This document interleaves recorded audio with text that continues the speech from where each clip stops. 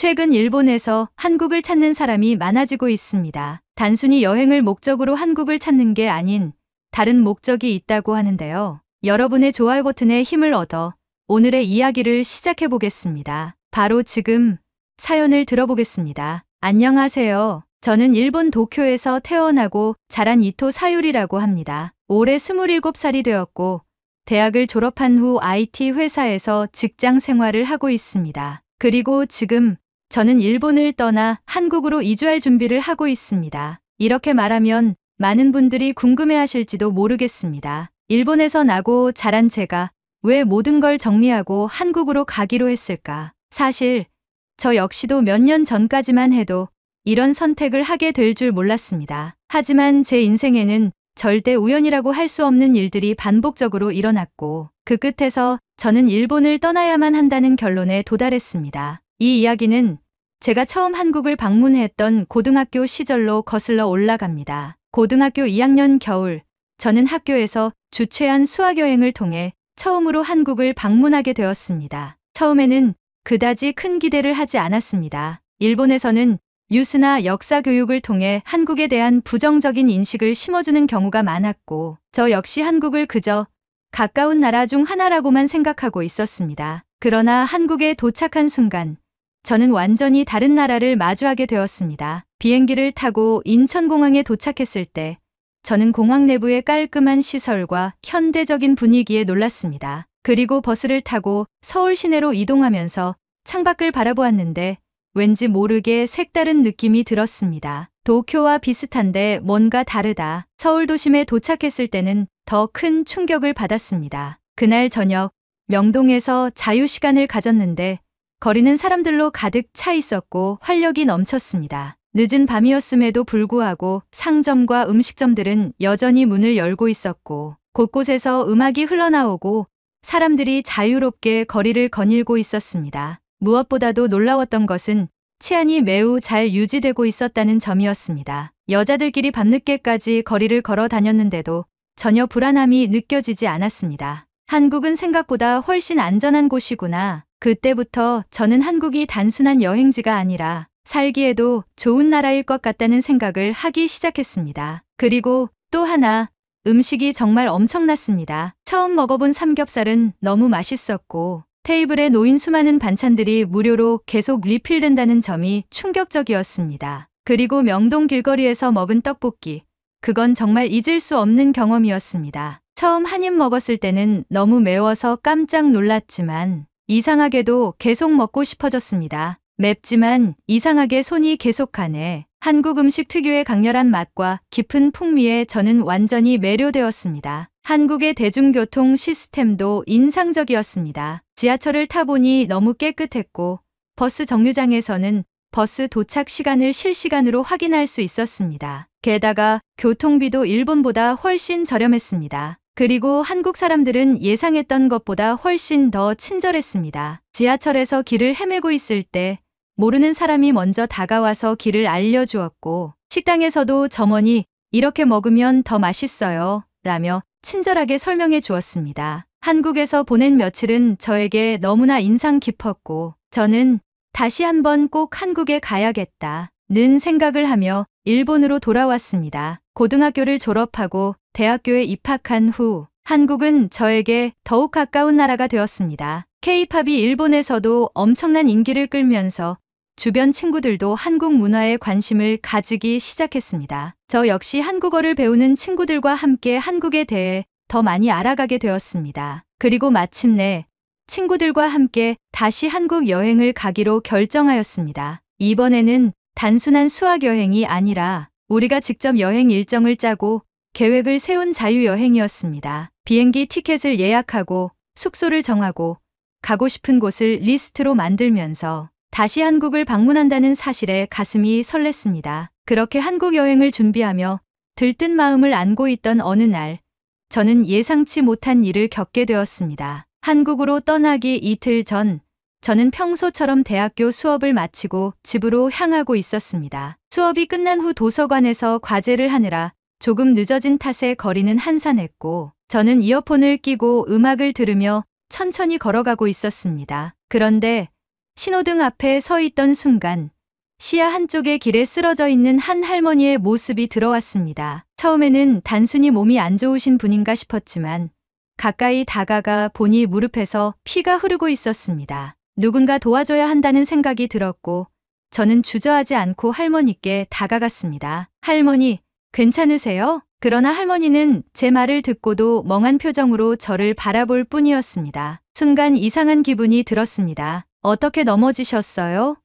많이 다치셨어요? 하지만 할머니는 한참 동안 제 얼굴을 바라보시더니 조용히 입을 여셨습니다. 모르겠구나. 언제 쓰러졌지? 그 말을 듣는 순간 저는 할머니가 넘어지실 때 충격이 머리에도 전해진 게 아닐까 의심하여 할머니를 병원으로 모셔야겠다는 생각이 들었습니다. 저는 급히 할머니를 부축해 가까운 병원으로 향했습니다. 병원에 도착한 후 간호사의 도움을 받아 할머니는 진료실로 들어갔습니다. 다행히도 의사는 큰 부상이 아니라며 간단한 치료만 받으면 된다고 말했습니다. 저는 안도하며 할머니께 다시 한번 괜찮으신지 여쭈었습니다. 괜찮으세요?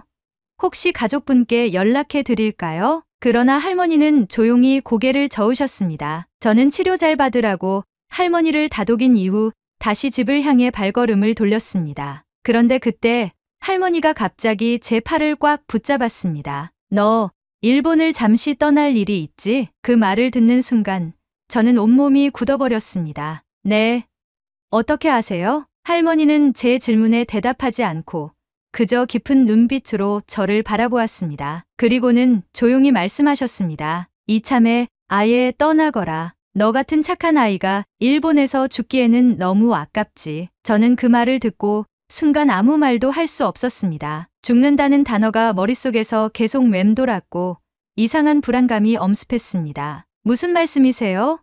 저는 그냥 여행을 가는 것뿐인데. 그러나 할머니는 더 이상 아무 말도 하지 않으셨습니다. 그저 제 손을 꼭 잡았다가 천천히 놓으셨습니다. 저는 갑자기 밀려오는 불쾌함과 불길한 기분을 떨칠 수 없었고 얼른 그 자리를 벗어났습니다. 집으로 돌아오는 길, 저는 계속해서 생각에 잠겼습니다. 그냥 나이 드신 분이 하시는 말씀이겠지. 이렇게 스스로를 안심시키려 했지만 마음 한편에서는 왠지 모를 불안함이 가시질 않았습니다. 그날 밤 저는 쉽게 잠들지 못했습니다. 머릿속이 복잡한 채 뒤척이다가 간신히 잠이 들었고 다음 날 평소와 같이 아무렇지 않은 듯 일어나 학교를 갔습니다. 할머니에 대한 부정적인 기억은 서서히 사라졌고 저는 또 한 번의 한국행 비행기에 몸을 실었습니다. 한국에 도착한 후 저는 모든 불안감을 잊고 친구들과 즐겁게 여행을 즐겼습니다. 서울의 번화가를 돌아다니고 맛집을 찾아다니며 사진을 찍었습니다. 처음으로 가본 곳도 많았고 다시 방문한 활기찬 명동의 모습은 고등학생 때의 저를 회상하게 했습니다. 그러나 그 행복은 오래가지 않았습니다. 식사를 마치고 숙소로 돌아가려던 순간 갑자기 친구가 다급한 표정으로 휴대전화를 들고 저에게 달려왔습니다. 사유리, 일본에서 큰일 났어. 저는 순간 심장이 철렁 내려앉았습니다.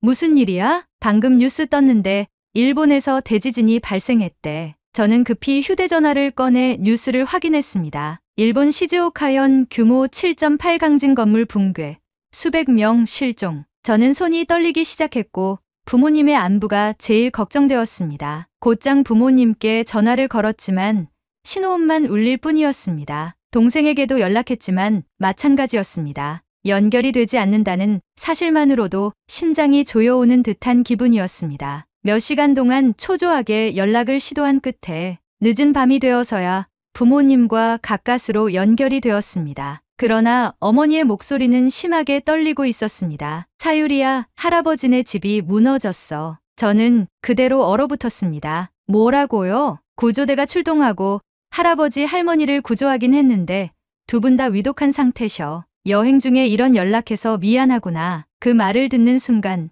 저는 휴대폰을 떨어뜨릴 뻔했습니다. 머릿속이 하얘졌고 심장이 터질 듯이 뛰었습니다. 저 지금 당장 일본으로 돌아갈게요. 제 눈에는 눈물이 고였고 연신 흐르는 눈물을 닦으며 저는 급히 비행기 표를 알아보기 시작했습니다. 그러나 모든 항공편이 취소되거나 연기되고 있었고 가장 빠른 항공편도 하루 뒤에나 탈 수 있는 상황이었습니다. 그때 문득 한국을 떠나기 이틀 전 만났던 그 할머니의 말이 떠올랐습니다. 이참에 아예 떠나거라. 저는 머리를 세차게 흔들었습니다. 불편한 생각을 머릿속에서 떨치기 위해 머리를 때리며 정신을 차리려 애썼습니다. 그러나 결국 일본으로 돌아갔을 때 저는 믿고 싶지 않은 현실과 마주해야 했습니다. 할아버지는 끝내 숨을 거두셨고 할머니는 다리를 심하게 다쳐 거동이 불편해지셨습니다. 우리 가족은 할머니를 돌보기로 결심하고 할머니를 도쿄로 모셔왔고 할머니를 위해 모든 생활을 바꿔갔습니다. 한국에서 돌아온 후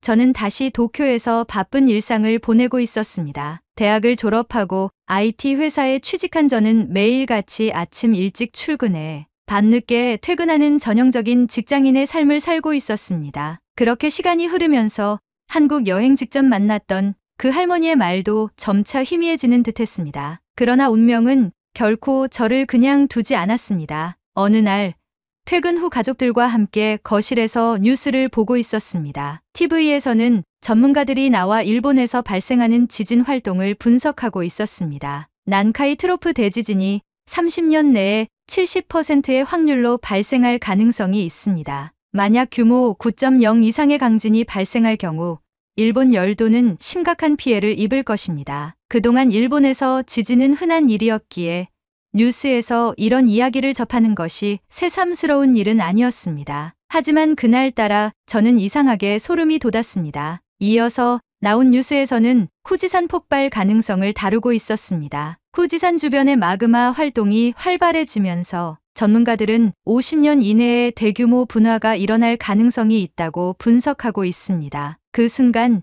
옆에 계시던 할머니가 조용히 눈물을 흘리셨습니다. 할아버지도 얼마나 무서우셨을까? 갑작스러운 할머니의 눈물에 저는 가슴이 철렁 내려앉았습니다. 부모님과 여동생도 심각한 표정으로 화면을 바라보고 있었습니다. 저는 뉴스를 보며 온몸이 얼어붙는 기분이 들었습니다. 이 모든 것이 우연일까 하는 생각이 계속해서 제 머리를 감싸고 있었습니다. 그날 이후 저는 늘 찝찝한 기분을 떨칠 수 없었습니다. 그렇게 또 하루가 지나고 저는 평소처럼 퇴근을 하고 지하철역에서 열차를 기다리고 있었습니다. 그런데 갑자기 뒤에서 누군가가 제 어깨를 꽉 붙잡았습니다. 놀라서 뒤를 돌아보았고 그 순간 숨이 멎는 듯한 기분이 들었습니다. 그 할머니였습니다. 왜 여기 계세요? 할머니는 저를 빤히 바라보시더니 갑자기 저를 다그치듯이 소리치셨습니다. 왜 돌아왔느냐? 저는 순간적으로 얼어붙었습니다. 무슨 말씀이세요? 저는 원래 일본에서 살고 있는데요. 그러나 할머니는 제 말을 무시한 채 더욱 강하게 외치셨습니다. 당장 떠나거라. 너에게 마지막으로 경고하마. 재앙이 몰려오고 있어. 저는 온몸에 소름이 돋았습니다. 할머니, 왜 자꾸 저한테 이런 말씀을 하시는 거예요? 도대체 저랑 무슨 관련이 있나요? 하지만 할머니는 제 질문에 대답하지 않으시고 그저 제 눈을 바라보며 섬뜩한 한마디를 남기셨습니다. 죄를 지은 사람은 죽어 마땅해. 앞으로도 많은 사람이 죽어 나갈 것이다. 그 말을 듣는 순간 저는 할머니의 팔을 부여잡고 다급하게 물었습니다. 무슨 말씀이세요? 혹시 할아버지 일도? 할머니는 조용히 고개를 끄덕였습니다. 너는 아직 깨닫지 못했느냐? 앞으로 더 많은 사람이 죽을 것이다. 저는 숨이 멎을 것 같았습니다. 그 말을 남긴 채 할머니는 유유히 플랫폼 반대편으로 걸어가셨습니다. 저는 그대로 얼어붙어 할머니가 사라지는 모습을 바라볼 수밖에 없었습니다. 이제는 더 이상 단순한 우연이라고 생각할 수 없었습니다. 다음날 아침, 저는 평소와 다름없이 출근을 하기 위해 전철역으로 향하고 있었습니다. 하지만 뭔가 이상했습니다. 오늘따라 지하철이 왜 이러지? 도쿄의 지하철은 세계적으로도 정시성이 높기로 유명합니다. 하지만 이날따라 정차 시간이 길어지고 안내 방송에서는 계속해서 운행 지연을 알리고 있었습니다. 사람들은 스마트폰을 보며 웅성거렸고 일부 승객들은 뉴스 속보를 보며 불안한 표정을 짓고 있었습니다. 저는 가볍게 한숨을 내쉬며 핸드폰을 열어 SNS를 확인했습니다. 요즘 지하철 이상해. 평소 같으면 이런 연착 없었는데 오늘따라 도쿄 도심 곳곳에서 교통마비? 뭔가 불길해. 그제야 저는 오늘의 상황이 단순한 지연이 아니라는 걸 느꼈습니다. 뭔가 이상하게 돌아가고 있었습니다. 우여곡절 끝에 회사에 도착한 저는 출근 시간을 훨씬 지나고 나서야 도착했다는 사실에 죄송한 마음을 안고 사무실로 들어갔습니다. 그런데 사무실 분위기가 너무나도 어수선했습니다. 동료들은 삼삼오오 모여 스마트폰을 보며 웅성거리고 있었고 직장 상사가 제게 다가오며 말했습니다. 사유리, 늦게 온 거 다 이해해. 너 뉴스 봤어? 무슨 뉴스요? 오늘 아침 도쿄 도심 한복판에 싱크홀이 생겨서 교통이 마비되었다고 하던데? 뉴스 못 봤어? 저는 순간 숨이 멎는 것 같았습니다. 급히 핸드폰을 열어 뉴스를 검색했습니다. 그리고 화면 속에 펼쳐진 충격적인 사진을 보고 손이 떨렸습니다. 거대한 구덩이가 도로 한가운데를 집어삼키고 있었습니다. 큰 화물 트럭이 싱크홀에 빠져 있었고 그 주변 구조물까지 갑자기 땅속으로 빨려 들어갔다고 했습니다. 뉴스 속 인터뷰에서는 시민들이 당황한 목소리로 증언하고 있었습니다. 전조 증상도 없이 도로가 갑자기 가라앉았습니다. 이런 규모의 싱크홀은 일본에서도 유례가 없는 일입니다. 저는 뉴스 화면을 보며 등줄기가 서늘해졌습니다. 하지만 이것은 시작에 불과했습니다. 싱크홀 사건 관련 뉴스를 본 후 스크롤을 내리다가 저는 또 다른 충격적인 뉴스를 보게 되었습니다. 홋카이도 100년 만에 기록적인 폭설, 120cm 폭설의 도시가 덮였다. 홋카이도는 원래 눈이 많이 오는 지역이지만 이번에는 평소와 차원이 다른 폭설이었습니다. 뉴스 속 화면에는 집 앞에서 눈을 치우던 시민들이 허리까지 쌓인 눈을 보며 경악하는 모습이 보였습니다. 눈이 너무 많이 쌓여 전봇대와 건물이 무너지고 있습니다. 전력망이 끊기면서 수십만 가구가 정전 상태에 빠졌습니다. 도쿄의 싱크홀에 이어 홋카이도에서는 기록적인 폭설까지. 일본은 지금 무언가 이상해지고 있었습니다. 이런 사건들이 연이어 발생하자 저는 점점 더 불안감을 느끼기 시작했습니다. 그런데 그 순간 제 휴대전화가 울렸습니다. 여동생인 아키코였습니다. 언니, 우리 일본을 떠나는 게 어때?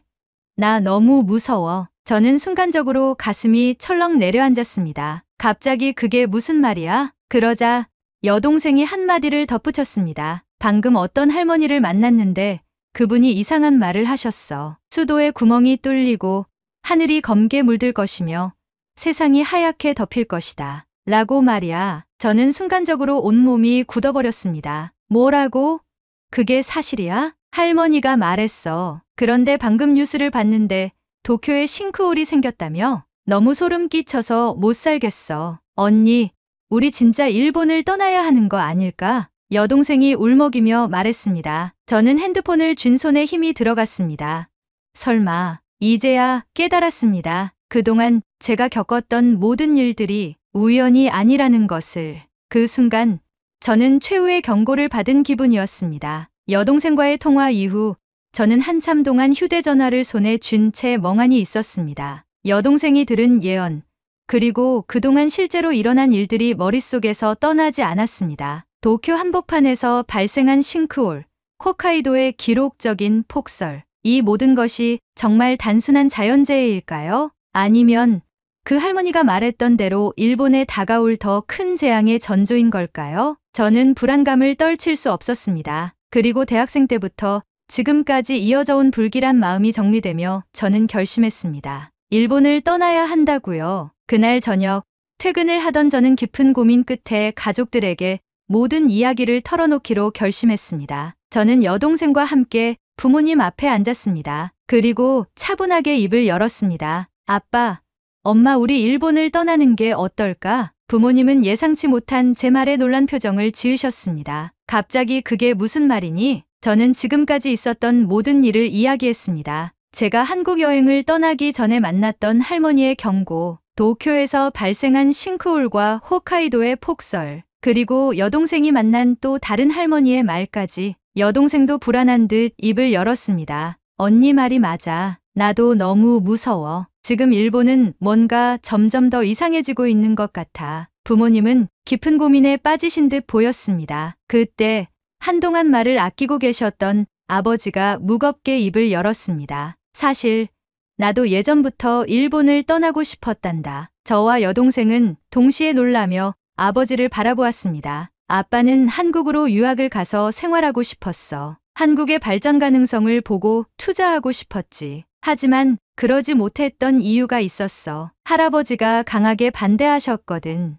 아버지는 조용히 과거를 회상하며 말씀을 이어가셨습니다. 할아버지는 일본이 한국을 지배하던 시절 꽤 많은 혜택을 받으며 살았어. 그 시절 일본이 강대국이라고 믿었고 한국은 우리가 통치해야 할 나라라고 생각하셨지. 그 순간 머릿속을 스쳐 지나가는 말이 있었습니다. 죄를 지은 사람은 죽어 마땅해. 지하철에서 다시 만났던 할머니의 말. 그 말은 단순한 재난의 경고가 아니라 과거 일본이 저지른 일들에 대한 경고였던 걸까? 아버지는 계속해서 말을 이어갔습니다. 하지만 한국의 힘이 커지고 일본에 대한 나쁜 감정을 가지고 있는 만큼 일본인인 내가 한국으로 가면 위험하다고 판단하셨단다. 그래서 내가 한국에 관심을 보이거나 일본을 떠나려는 말만 해도 크게 화를 내셨었지. 아버지는 깊은 한숨을 쉬며 고개를 숙였습니다. 하지만 지금 일본은 더 이상 안전한 나라가 아니라는 생각이 드는구나. 난 너희가 평생을 지진과 자연재해의 공포 속에서 살길 원하지 않아. 아버지의 그 말에 저는 왠지 모를 가슴 먹먹함을 느꼈습니다. 할아버지가 한국에 대해 가졌던 편견과 과거, 그 모든 것이 이제야 하나로 이어지는 듯한 기분이 들었습니다. 그날 밤 저희 가족은 오랜 대화를 나눴습니다. 그리고 결국 결론을 내렸습니다. 우리 일본을 떠나자. 가장 먼저 떠오른 나라는 한국이었습니다. 저는 이미 한국에 대한 좋은 기억이 있었고 여동생도 K-팝과 한국 문화를 좋아해 한국어 공부를 하고 있었습니다. 부모님도 처음에는 망설였지만 아버지가 조용히 고개를 끄덕이셨습니다. 그래, 한국이라면 우리 가족이 함께 새롭게 시작할 수 있을 거야. 할머니도 처음에는 할아버지에 대한 미안한 감정과 일본인을 싫어하진 않을까에 대한 걱정으로 자신은 일본에 남겠다고 하셨지만 저희 가족의 설득으로 결국 결정을 따라 한국행을 받아들이셨습니다. 그렇게 저희 가족은 일본을 떠나 한국으로 이주하기 위한 절차를 시작하게 되었습니다. 이삿짐을 정리하고 출국에 필요한 서류를 준비하면서 우리 가족은 점점 새로운 미래를 향해 나아가고 있습니다. 창밖을 바라보니 일본에서의 추억들이 떠올랐습니다. 좋았던 기억들도 많았습니다. 하지만 동시에 이곳에서 계속 살아가야 할까? 라는 불안이 늘 존재해왔습니다. 만약 일본을 떠나지 않는다면 앞으로도 지진과 자연재해의 공포 속에서 살아가야 할지도 모릅니다. 그리고 무엇보다 마지막 남은 예언이 실현될지 모른다는 생각이 떠나지 않았습니다. 수도에 구멍이 뚫린다는 예언은 도쿄에 싱크홀을 만들게 되었고 세상이 하얗게 덮인다라는 것은 홋카이도의 폭설일 것입니다. 그리고 하늘이 검게 물들 것이다 라는 예언이 정말 후지산 폭발을 뜻하는 것이라면 그 일이 벌어지기 전에 우리 가족은 반드시 일본을 떠나야만 합니다. 우리 가족은 하나둘씩 짐을 정리해 나가고 있습니다. 부모님은 한국에서의 생활을 위해 필요한 것들을 찾아보고 있고 여동생은 한국어 공부에 더욱 집중하고 있습니다. 그리고 저는 한국에서의 새로운 삶을 준비하며 마음을 다잡고 있습니다. 그리고 어제 저는 마지막으로 지하철역을 한 번 더 찾아갔습니다. 혹시라도 그 할머니를 다시 만날 수 있을까 하는 마음이었습니다. 하지만 아무리 찾아봐도 할머니는 보이지 않았습니다. 하지만 이상하게도 이제는 더 이상 두렵지 않았습니다. 이미 우리의 길은 정해졌으니까요. 곧 출국할 날이 다가오고 있습니다. 이제 정말 일본을 떠나 한국에서의 새로운 삶을 시작하게 됩니다. 떠나기 전까지 남은 시간 동안 저는 일본에서의 마지막 순간을 잘 정리하려 합니다. 이곳에서의 추억을 가슴에 새긴 채 새로운 미래를 향해 나아가기로 결심했습니다. 그리고 할아버지의 만행을 회개하며 한국에서 열심히 살며 갚아나가려고 합니다. 이 모든 일이 우연일까요? 아니면 운명이었을까요? 아직도 그 답을 알 수는 없지만 한 가지 분명한 것은 우리는 일본을 떠나 새로운 삶을 찾아 나선다는 것입니다. 한국이 우리들의 답입니다. 오늘의 사연은 여기까지입니다. 난카이 대지진이 일어난다면 우리나라는 무사할까요?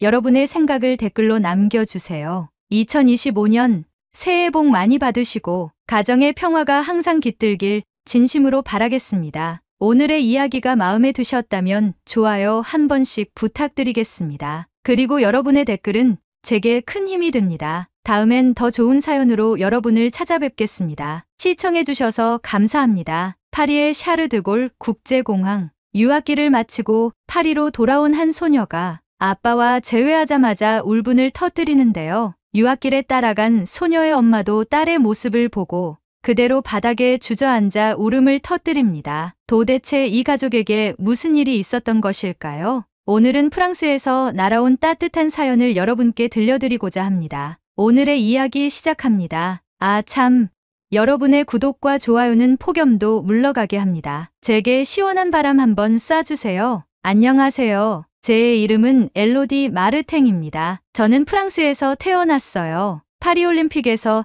제가 하고 있는 스포츠가 한국에서 주목을 받는다는 내용을 알고 이렇게 제보를 합니다. 저는 유년 시절부터 탁구에 남다른 재능을 보였습니다. 탁구채는 4살 때부터 잡기 시작했고 집에서 단순히 부모님과 즐기던 핑퐁놀이가 지금의 탁구 선수를 준비하는 지망생이 되었죠. 부모님은 제가 어릴 적부터 탁구에 관한 재능을 일찍부터 알아보시고 아낌없이 지원해 주셨습니다. 소위 말하는 탁구 영재라는 소리까지 들으며 저는 탁구대와 탁구채와 함께 지금까지 인생을 살아왔죠. 제 꿈은 단 하나였습니다. 바로 프랑스를 대표하는 국가대표 탁구 선수가 되는 것입니다. 이제부터 제가 프랑스를 대표하는 국가대표 탁구 선수가 되려고 하는 잊지 못할 사건을 여러분께 들려드리려 합니다. 제가 9살이 되던 해 탁구 선수로 국가대표까지 올라가기 위해서는 더 높은 수준의 실력이 필요하다는 부모님의 판단으로 저에게 탁구가 국기인 중국으로 유학을 권유하셨습니다. 저는 비교적 유복한 집안에서 태어났습니다. 프랑스에서 금융업에 종사하시는 아빠가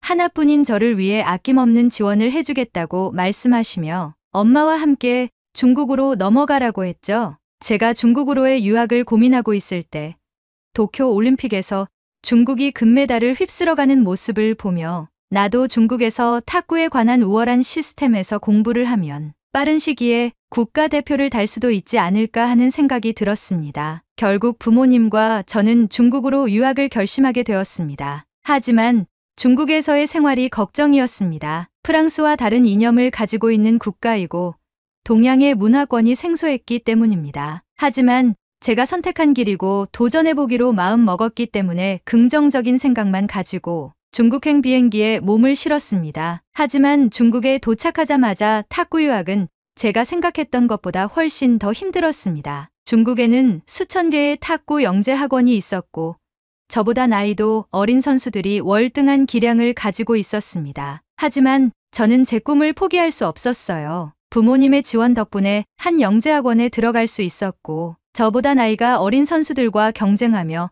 낯선 환경에서 끝없이 피나는 훈련을 이어갔습니다. 소통의 어려움을 중국어를 배우며 어떻게든 노하우나 전략 전술을 하나라도 익히려 노력하고 매일 탁구채와 씨름하며 어떻게든 실력을 키우려고 노력했습니다. 아빠는 프랑스에서 열심히 일하며 유학비를 지원해 주셨고 엄마는 낯선 중국에서 저 하나만 바라보며 작은 프랑스 음식점을 개점하여 운영하시며 생활비를 벌어주셨습니다. 부모님은 오로지 탁구에만 매진하라고 하셨고 부모님의 진심 어린 모습을 보면서 저는 더욱더 열심히 훈련할 수밖에 없었죠. 그러던 중 어느 날 한 중국 코치가 저에게 다가와 자신의 팀에 합류해보지 않겠냐는 제안을 했습니다. 저는 이 기회를 놓치면 안 되겠다고 생각하여 팀에 합류하기로 결심했어요. 엄마와 아빠는 드디어 실력을 인정받았다며 축하해 주셨습니다. 저는 국가대표로 다가가는 한 발짝을 시작했다고 생각했고 더욱 열심히 임해야겠다고 다짐했죠. 하지만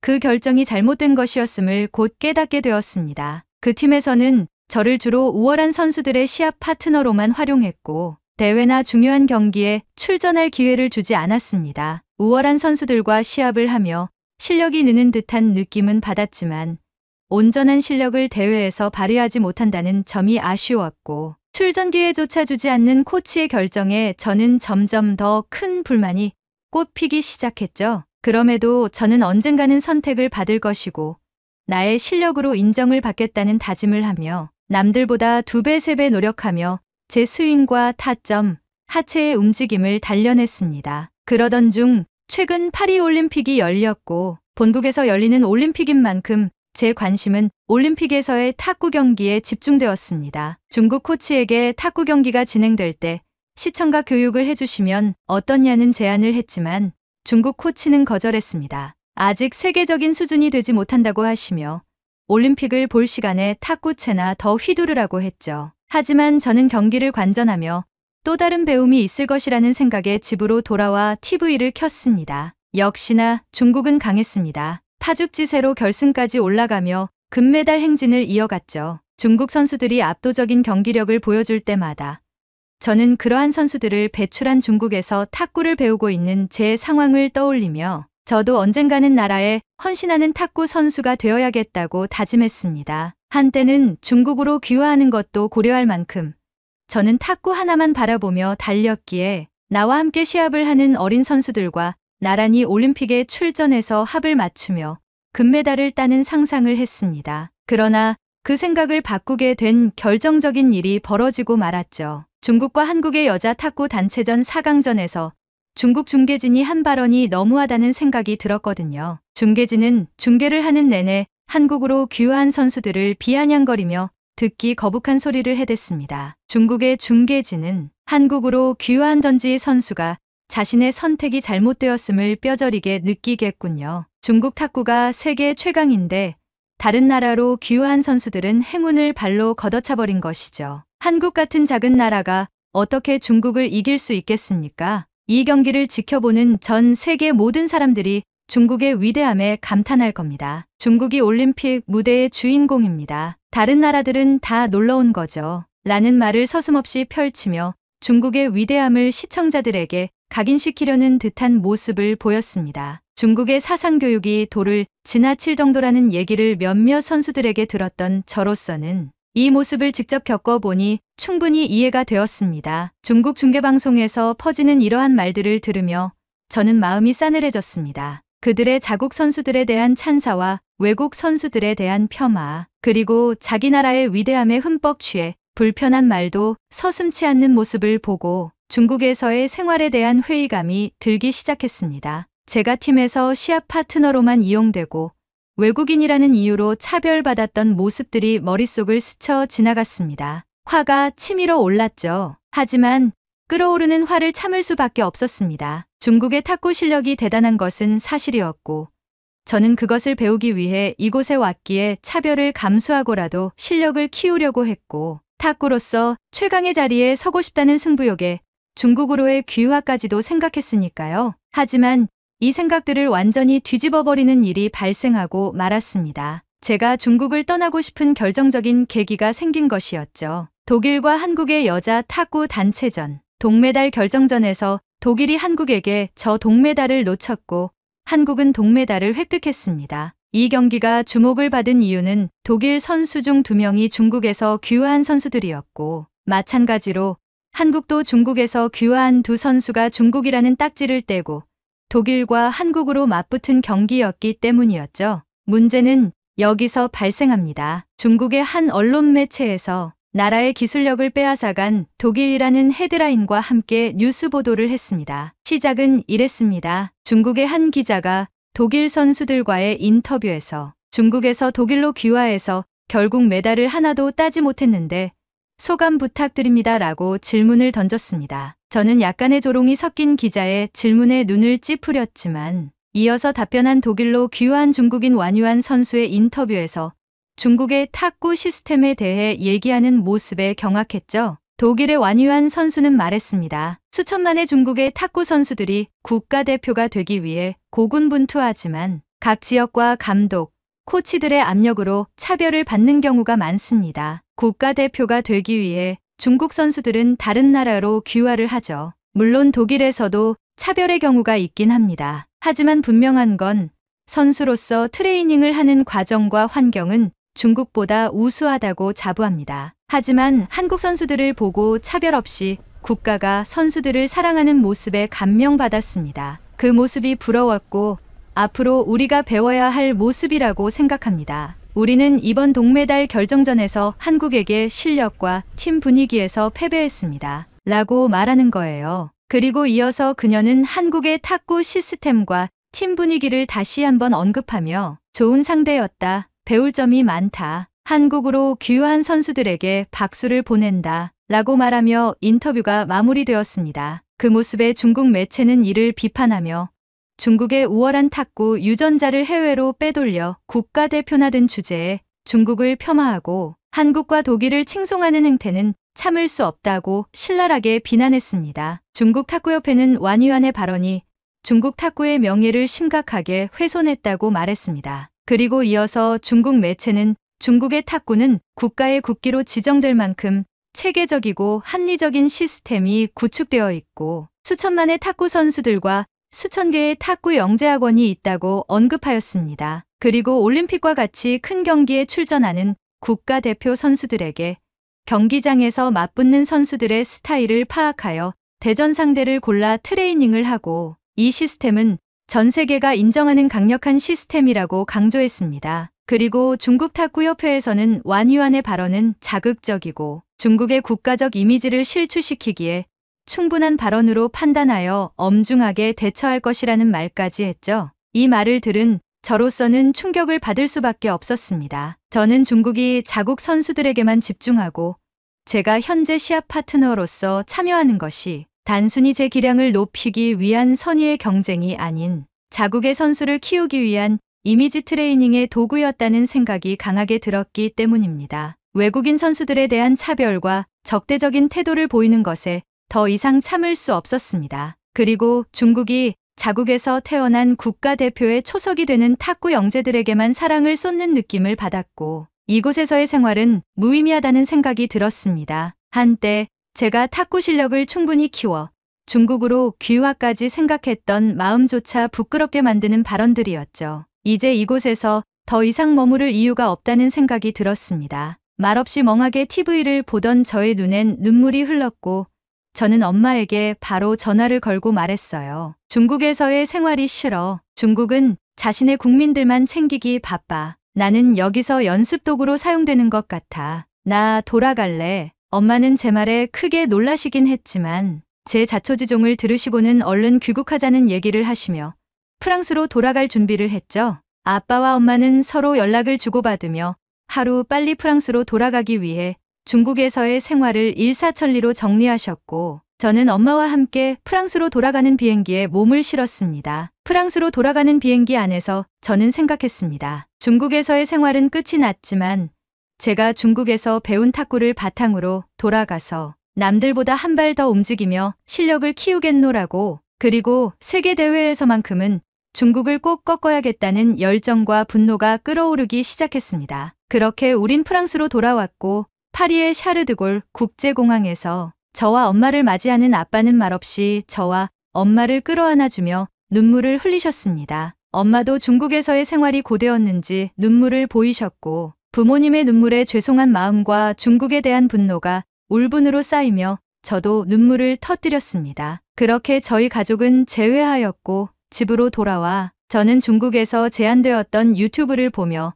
파리올림픽에서 탁구 경기를 찾아봤습니다. 그리고 중국 매체에서 화제의 발언을 한 완유안 선수의 실제 인터뷰를 찾아봤고 중국 매체의 선동인지 사실인지 체크했습니다. 역시 완유안 선수의 말은 힘이 있었습니다. 완유안 선수가 인터뷰에서 한 팩트는 제 공감을 샀기 때문이죠. 중국의 탁구 선수 수는 3천만 명이 넘고 각각의 성별로 관리 감독하는 사람의 눈밖에 나면 실력과 상관없이 불이익을 겪음. 지금의 중국 탁구는 기술의 원활함이라는 목표를 두고 공장에서 탁구 로봇을 찍어내듯이 선수를 육성함. 선수 개개인의 특성과 개성은 없어진 지 오래 라는 내용으로 요약이 가능했고 제가 중국 유학 때 겪었던 일들과 그대로 맞아 떨어졌습니다. 저는 중국의 탁구를 넘어 중국 자체에 대해 증오와 분노를 느끼며 이를 잇기 위해서 중국 선수를 제외한 유명 선수들의 움직임과 자세,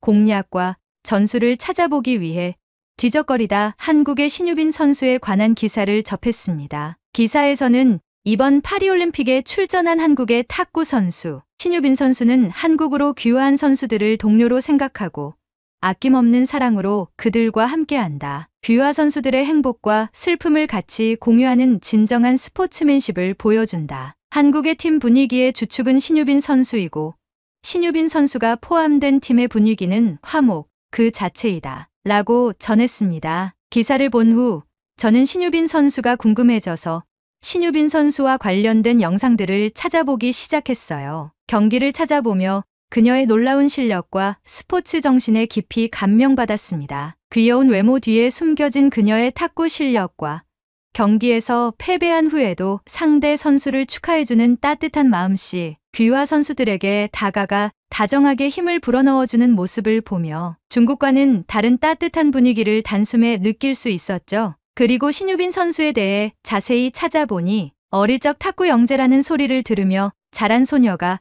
한국의 국가대표가 되었더라고요. 이건 마치 제가 꿈꿔오는 인생의 방향성과 맞아 떨어진다는 생각이 들었습니다. 그러다 보니 한국의 신유빈 선수가 저보다 나이는 많지만 친구 같은 편안함과 친근감이 들기 시작했죠. 저는 신유빈 선수로 마음을 정화하고 다시 탁구채를 챙겨 탁구장으로 향했습니다. 어릴 적부터 가던 탁구장에서 저에게 탁구 영재 소리를 해주셨던 코치님을 만나고 오랜만에 성사된 만남에 코치님은 저를 대단히 반기셨어요. 그리고 파리올림픽이 끝날 무렵에 돌아온 제게 말씀하셨죠. 엘로디, 이번 올림픽에서 탁구 경기들을 많이 봤겠지만 우리 프랑스도 중국과 어깨를 나란히 할 정도로 실력이 많이 올라왔단다. 앞으로 힘내서 네가 이루고픈 국가대표라는 꿈을 향해 나아가 보자. 하지만 저는 중국에서의 충격이 아직 가시진 않은 상태라 가벼운 웃음을 보이고 탁구대로 이동했어요. 그런데 놀라운 일이 제 눈앞에 펼쳐졌죠. 코치님이 동양인 남성분을 데리고 오더니 제게 말을 걸었어요. 이번에 한국에서 파리로 유학을 오신 코치님이란다. 이 코치님이랑 차근차근 배워보길 바란다. 그렇게 저는 한국인 코치님과 랠리를 주고받으며 훈련을 진행했습니다. 그러던 중 한국인 코치님이